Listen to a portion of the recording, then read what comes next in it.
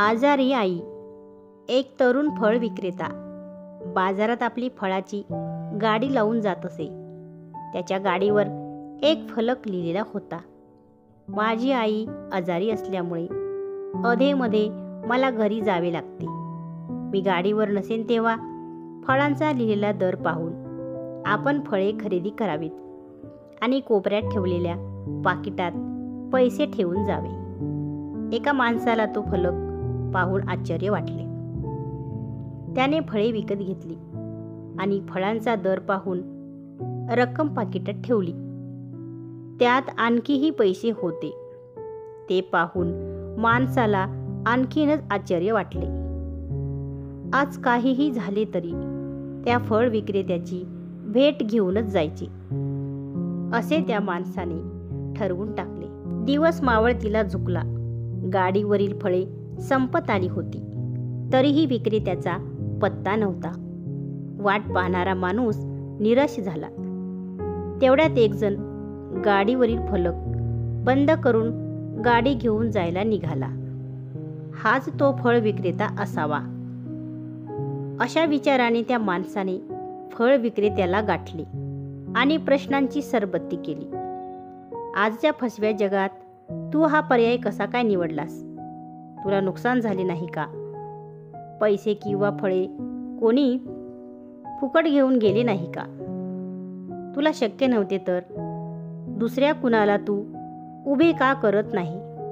वगैरे वगैरे.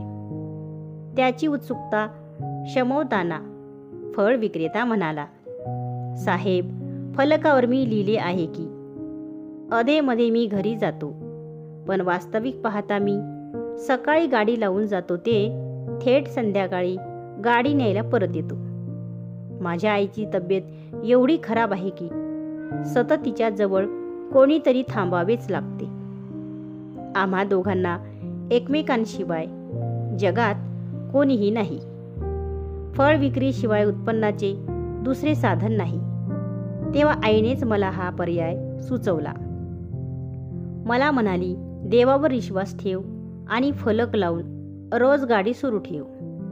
जेवढं आपल्या नशिबात आहे तेवढं आपल्याला नक्की मिळेल.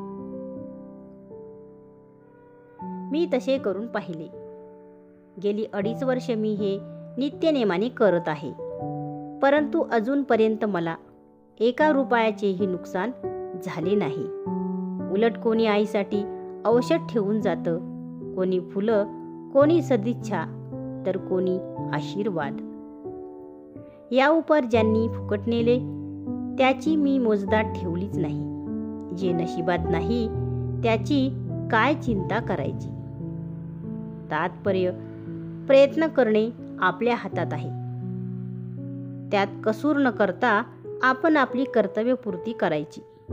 बाकी कर्माचा हिशोब ठेवायला तो वर बसला आहे ना, तो काही कमी पडू देणार नाही हा विश्वास ठेवायचा.